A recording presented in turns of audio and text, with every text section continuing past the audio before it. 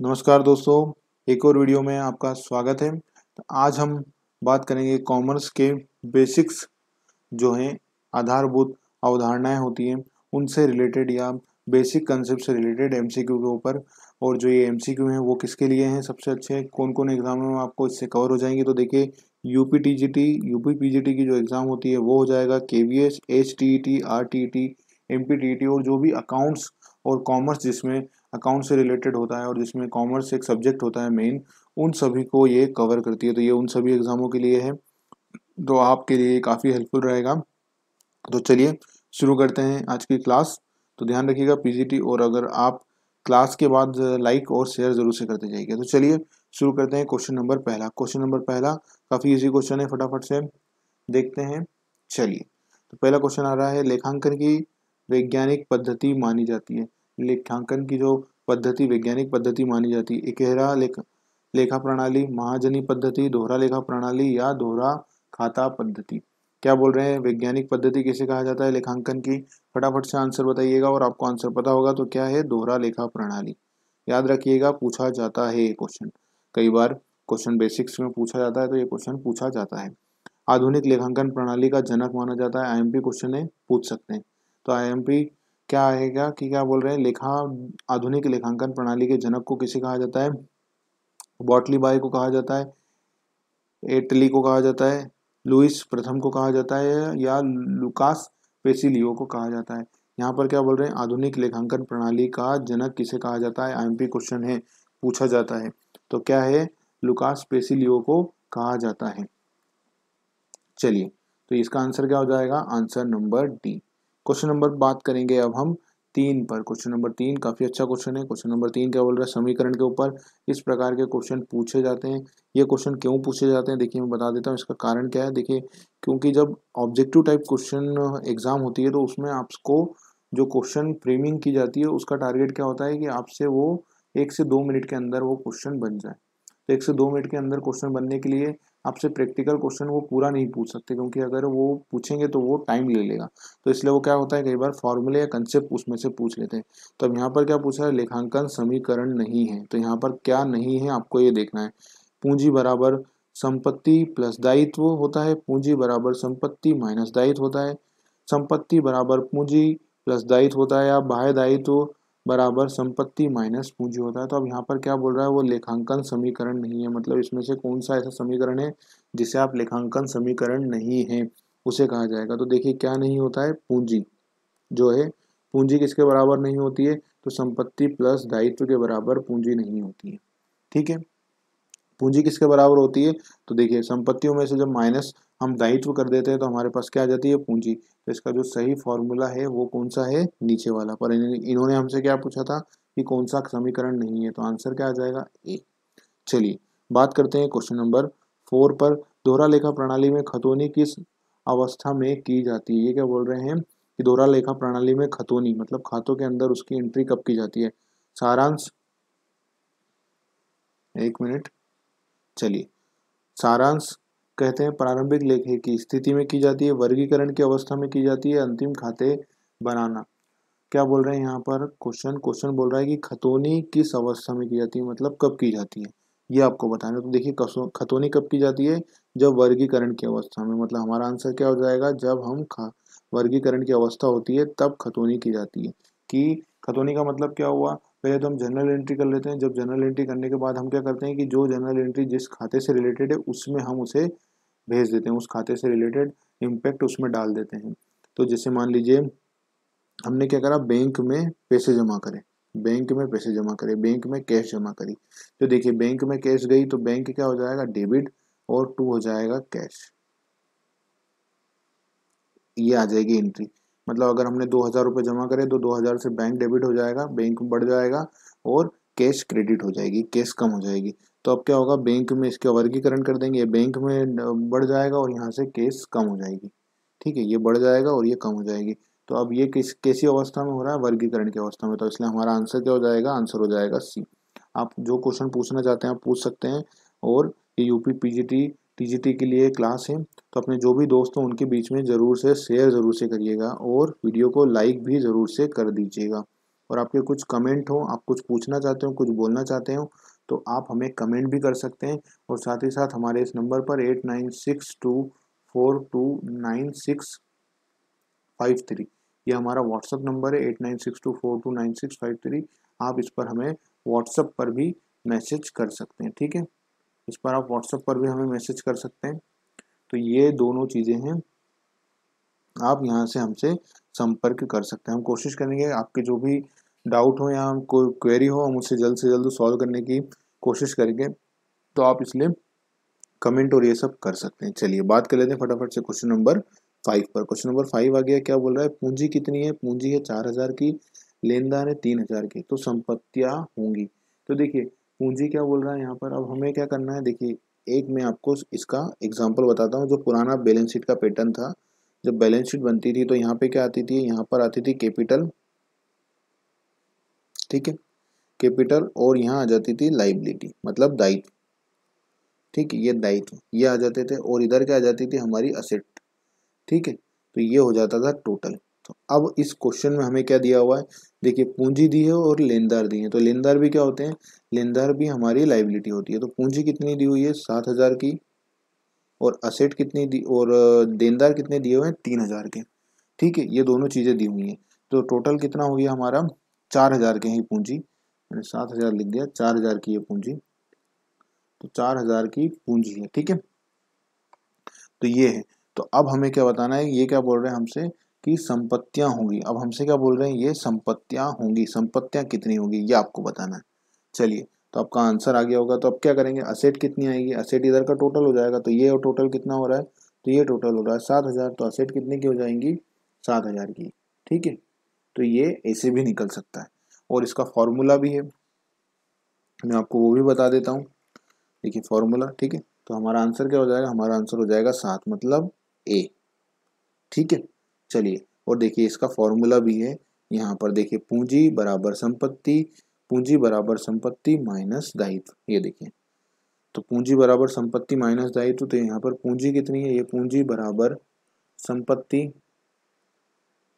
मतलब asset minus दायित्व मतलब लाइबिलिटी, ठीक है। तो पूंजी कितनी दी हुई है, तो पूंजी दी हुई है भैया 4000 रुपये, और संपत्तियां दी हुई है क्या, नहीं, तो संपत्तियां हमने एक्स मान ली, अभी क्वेश्चन मार्क लगा दिया मैंने, ठीक है, और ये 3000। तो अब क्या होगा, हम इसे सही कर लेंगे, तो ये माइनस का इधर आ जाएगा तो प्लस हो जाएगा, ठीक है। तो 4 + 3 कितने हो जाएंगे 7000, और माइनस की जगह ये क्वेश्चन मार्क था एक्स, तो एक्स की वैल्यू कितनी आ गई 7000, तो हमारी संपत्ति की वैल्यू कितनी आ गई 7000। तो देखिए हमने जो आंसर ऊपर दिया था वो भी सही है, मतलब ये समीकरण तो सही था, तो ये समीकरण हमने बोला भी नहीं था कि गलत है, और ये देखिए तो यहाँ पर भी उसका आंसर आ गया, ठीक है।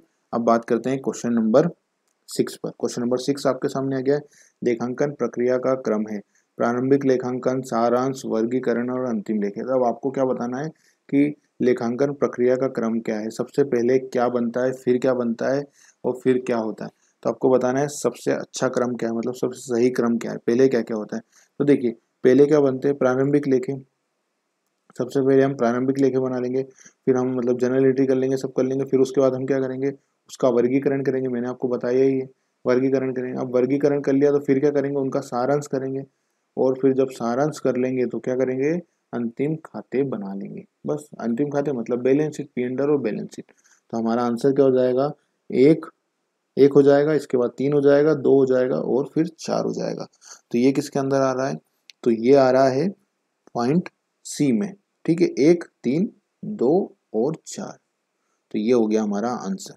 बात करते हैं क्वेश्चन नंबर 7 पर, फटाफट से क्वेश्चन नंबर 7 पर बात कर लेते हैं। क्वेश्चन नंबर 7 क्या हो रहा है, निम्नलिखित में से क्या सही है। अब देखिए यहाँ पर सही है, मतलब इसका मतलब क्या बोल रहा है कि कौन सा सही है। तो इसमें 3 चीजें गलत होंगी, क्या होंगी, सही का मतलब क्या होगा कि 3 चीजें गलत होंगी, एक ही सही होगा, तो ऐसे ध्यान रखिएगा। तब इसमें क्या सही है क्या गलत है हमें ये देखना है। तो देखिए पुस्तपालन के बाद अंकेक्षण, अंकेक्षण प्रारंभ होता है, मतलब पुस्तपालन सब हो जाता है, फिर उसके बाद हम ऑडिट करते हैं। तो बिल्कुल भैया, क्या ऐसा है कि क्या हम उसके बाद ऑडिट करते हैं, पुस्तपालन होने के बाद ही, नहीं, अंतिम खाते बन दिए जाते हैं, बैलेंस शीट बन जाती है, पी एंड एल बन जाता है, सब हो जाता है, तब हम क्या करते हैं, ऑडिट करते हैं। तो ये बात तो बिल्कुल भी गलत है, मतलब बैलेंस शीट बन जाती है, सब हो जाता है, तब ऑडिट होता है, ठीक है। तो ये गलत है। दूसरा क्या बोल रहे हैं, पुस्तपालन कार्य समाप्त होने पर लेखांकन प्रारंभ होता है, तो बिल्कुल भैया पुस्तपालन हो जाता है, फिर क्या होता है, लेखांकन होता है, तो ये बात बिल्कुल सही है। चलिए, तो यही हमें बात मिल गई, पर हम क्या करेंगे, आगे भी जाकर के देखेंगे कि क्या सही है। पुस्तपालन एवं लेखाक्रम का कोई संबंध नहीं है, बिल्कुल गलत है। दोनों में बिल्कुल संबंध है, जब भी तो हम पुस्तपालन के बाद क्या करते हैं, लेखांकन कर पाते हैं, तो संबंध है, तो ये बात गलत है। और अंकेक्षण के बाद पुस्तपालन और लेखांकन आते हैं, नहीं।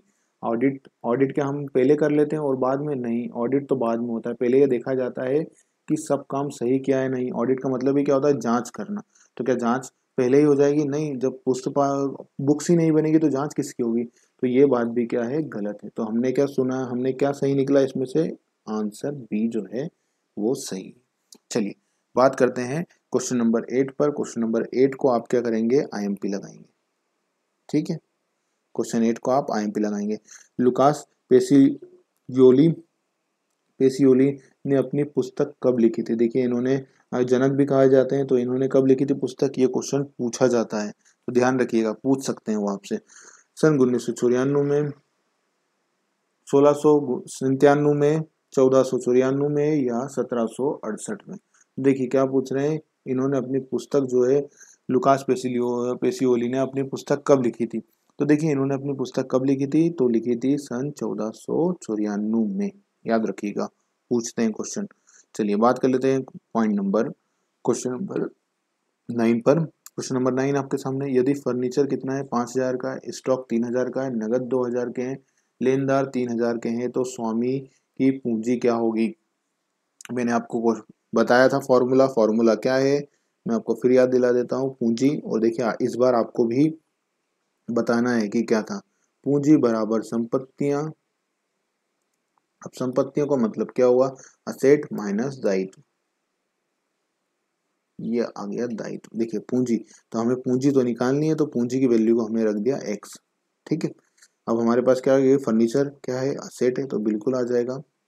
इसके बाद क्या बोल रहे हैं वो, स्टॉक, स्टॉक भी क्या है, हमारा असेट है, तो हम ले लेंगे। इसके बाद क्या है, नगद, कैश, कैश भी हमारी क्या है, असेट, तो हमने ये तीनों को प्लस कर देंगे। और क्या बोल रहे हैं, लेनदार, लेनदार क्या है, हमारा दायित्व, तो हम क्या कर देंगे, इसे माइनस।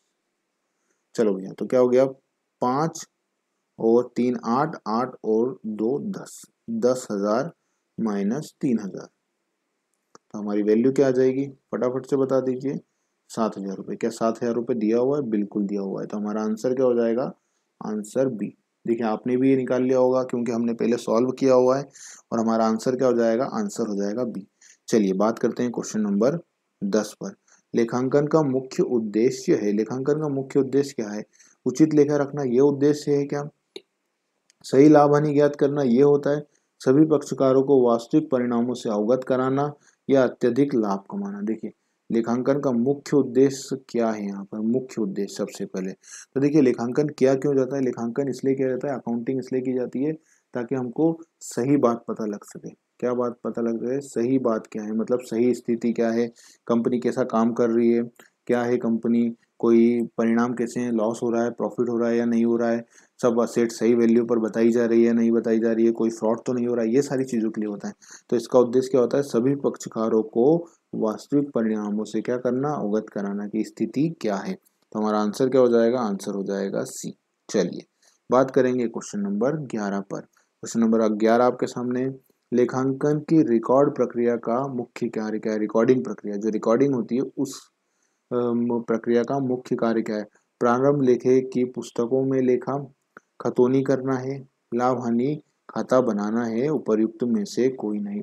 यहाँ पर क्या बोल रहा है, लेखांकन की रिकॉर्डिंग प्रक्रिया, कौन सी प्रक्रिया की बात कर रहे हैं, रिकॉर्डिंग प्रक्रिया का मुख्य कार्य क्या है। तो देखिए, रिकॉर्डिंग प्रक्रिया का जो मुख्य कार्य होता है वो क्या होता है, प्रारंभिक लेखे, जो प्रारंभिक लेखे की पुस्तकों में क्या करना होता है, लेखा, प्रारंभिक लेखे की पुस्तकें उसमें क्या करना होता है, लेखा करना होता है। चलिए, बात करेंगे क्वेश्चन नंबर 12 पर। क्वेश्चन नंबर 12 आपके सामने आ गया। क्वेश्चन नंबर 12 क्या बोल रहा है, संक्षेपण प्रक्रिया में कार्य संपन्न किया जाता है, जर्नल में लिखना, खतौनी करना, लाभ हानि खाता व चिट्ठा बनाना, या विश्लेषण करना। यहाँ पर क्या बोल रहा है, संप्रेक्षण, संक्षेपण की प्रक्रिया जो होती है, संक्षेपण की प्रक्रिया, उसमें क्या किया जाता है। देखिए, ये क्वेश्चन क्या है, आईएमपी बनता है, याद रखिएगा। संक्षेपण की प्रक्रिया में क्या किया जाता है। तो देखिए संक्षेपण की प्रक्रिया में क्या किया जाता है, तो लाभ हानि खाता और चिट्ठा बनाने का कार्य इसमें संपन्न किया जाता है। चलिए बात करेंगे क्वेश्चन नंबर 13 पर फटाफट से, और फिर हमारे लास्ट के 2 क्वेश्चन बचेंगे। खातों में लिखना या शेष निकालने की प्रक्रिया कहलाती है। क्या बोल रहे हैं, खातों में लिखना और शेष निकालने की, मतलब बैलेंस निकालने की प्रक्रिया, सीडी, बैलेंस सीडी जिसे हम निकालते हैं। संक्षिप्तीकरण कहते हैं, निर्वचन करते हैं, वर्गीकरण कहते हैं, या कुछ नहीं कहते हैं। देखिए कौन सी प्रक्रिया, शेष निकालने की प्रक्रिया और लिखने की प्रक्रिया कहलाती है। तो वो क्या कहलाती है, तो वो कहलाती है वर्गीकरण। क्या कहलाती है, वर्गीकरण। तो आंसर क्या हो जाएगा, आंसर हो जाएगा सी। चलिए क्वेश्चन नंबर 14 पर फटाफट से बात करते हैं। लेखांकन पुस्तपालन की कौन सी क्रिया है। क्या बोल रहे हैं, लेखांकन पुस्तपालन की कौन सी प्रक्रिया है। याद रखिएगा क्वेश्चन पूछते हैं ये वाला भी। क्वेश्चन सभी अच्छे होते हैं पर कुछ क्वेश्चन के आने के चांसेस सबसे ज्यादा होते हैं। ठीक है, पूर्ववर्ती, उत्तरवर्ती, सार्थक या निसार्थक, निरर्थक। निरर्थक मतलब कोई काम नहीं है इसको, कोई इसका यूज नहीं, उसको बोलते हैं निरर्थक। ठीक है, तो लेखांकन पुस्तपालन की कौन सी क्रिया है। चलिए तो आपको आंसर पता होगा, नहीं पता है तो मैं बता देता हूं। तो देखिए कौन सी क्यों प्रक्रिया कहते हैं, उत्तरवर्ती प्रक्रिया कहा जाता है इसे। चलिए बात करेंगे क्वेश्चन नंबर 15 पर, और क्वेश्चन नंबर 15 के पहले मैं आपको बता दूं कि आप हमारी ऑनलाइन क्लास भी ज्वाइन कर सकते हैं। ठीक है, ऑनलाइन क्लास भी ज्वाइन कर सकते हैं। हमारी ऑनलाइन क्लास चलती है सभी के लिए, यूपी टीजीटी और पीजीटी, केवीएस। इनमें जो अकाउंट्स का सिलेबस होता है, कॉमर्स से रिलेटेड सिलेबस होता है, वो पूरा 100% कवर कराया जाता है आपको। तो आप चाहें तो हमारी ये क्लास भी ज्वाइन कर सकते हैं। इसके लिए क्या करना होगा आपको, हमें आप मैसेज कर सकते हैं या कमेंट भी कर सकते हैं। चलिए तो बात करेंगे क्वेश्चन नंबर 15 पर फटाफट से। क्वेश्चन नंबर 15 क्या बोलता है, लेखांकन का उद्देश्य नहीं है। क्या नहीं है, हित रखने वाले पक्षकारों को सूचना देना, व्यवसाय की आर्थिक स्थिति की जानकारी, नीति निर्धारण में सहयोग, अंकेक्षण कार्य संपादित करना, मतलब ऑडिट को संपादित करना। तो लेखांकन का उद्देश्य क्या नहीं है, यहाँ पर अकाउंटिंग का उद्देश्य सबसे ज्यादा क्या नहीं है। तो देखिए अकाउंटिंग क्या करती है, जो अकाउंटिंग का काम क्या है भैया, सारे अकाउंट्स बनाना और सब देखना कि सारी एंट्रियां प्रॉपर हुई या नहीं हुई है, हमने सब काम अच्छे से करा है या नहीं करा है। हमने सब काम अच्छे से करा है इन द सेंस यहाँ पर क्या है कि हमने अकाउंट सही बनाए या नहीं बनाए। दूसरा, हमने जो बैलेंस शीट बनाई है वो सही बनाई है या नहीं बनाई है। प्रॉफिट एंड लॉस जो ज्ञात किया वो सही ज्ञात किया है कि नहीं। जो पॉलिसी है अकाउंटिंग पॉलिसी, उसको फॉलो किया है या नहीं किया, मतलब नीतियाँ। अकाउंटिंग स्टैंडर्ड, लेखांकन मानक होते हैं जो, लेखांकन मानक जिन्हें कहा जाता है अकाउंटिंग स्टैंडर्ड, उनको फॉलो किया है या नहीं किया है। लॉ जो है अकाउंट्स के लिए और बाकी उनको बुक्स ऑफ अकाउंट मेंटेन करने के लिए, उनको फॉलो किया है कि नहीं किया है, ये सारा काम होता है। हमारा उद्देश्य क्या है, ऑडिट करवाना नहीं होता। ऑडिट करना हमारा उद्देश्य में नहीं है, लेखांकन के उद्देश्य के अंदर नहीं है। तो इसलिए हमारा आंसर क्या हो जाएगा, हमारा आंसर हो जाएगा अंकेक्षण कार्य संपादित करना। ये जो है लेखांकन का उद्देश्य नहीं है। चलिए तो इस वीडियो में इतना ही। अगले वीडियो में हम कौन से क्वेश्चन से बात करेंगे, क्वेश्चन नंबर 16 से लेकर क्वेश्चन नंबर 30 तक हम अगले वीडियो में बात करेंगे। तो चलिए यहाँ से हम अगला वीडियो अपना चालू करेंगे। आपको कोई डाउट हो, आपको कुछ पूछना हो तो आप हमसे पूछ सकते हैं, हम कोशिश करेंगे उसका रिप्लाई देने की। वीडियो अच्छा लगा हो तो जाते जाते एक लाइक और एक शेयर तो बनता है। जो भी बच्चे, जो भी लोग देख रहे हैं, जो भी मेरे स्टूडेंट, अपने हमारे दोस्त यार, मतलब आप सब दोस्त की तरह होते हैं, फ्रेंड की तरह। तो उन सब से रिक्वेस्ट है कि आप लाइक और शेयर और सब्सक्राइब जरूर से करिए। देखिए सब्सक्राइब्स का मैं इसलिए बोलता हूँ ताकि जब भी मैं न्यू वीडियो डालूँ तो आपको उसका नोटिफिकेशन आ जाता है। तो वो बेल आइकन को भी प्रेस कर दीजिएगा और उसको नोटिफिकेशन ऑल कर दीजिएगा। तो आपको जब जब हम कोई वीडियो डालेंगे तो उसका नोटिफिकेशन आप तक आ जाएगा और आप हमसे जुड़ सकते हैं। क्योंकि मैं अक्सर लाइव क्लास भी लाता हूँ, तो जब मैं लाइव आऊँगा तो उस समय आप हमसे इंटरेक्शन भी कर सकते हैं। चलिए तो इस वीडियो में इतना ही। उम्मीद है कि वीडियो अच्छी लगी होगी। मिलते हैं अगले वीडियो में। और जाते जाते एक बार फिर से मैं बता दूं, आप चाहें तो हमारी ऑनलाइन क्लास के लिए भी आ सकते हैं। तो चलिए मिलते हैं अगले वीडियो में। नमस्कार।